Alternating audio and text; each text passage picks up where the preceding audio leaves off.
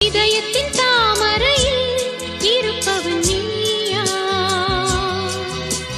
தாமரைக்குள் வீடு கட்டி தந்தவள் நான் இல்லையா? ஓடோடி வந்ததால் உள்மூச்சு வாங்குது. உன் மூச்சில் அல்லவா என் மூச்சும் உள்ளது. ஒன்றானது ஒரு காதல் தேவதை பூமியில் வந்தாள். ஒரு காதல் காவியம் கையோடு தந்தார்.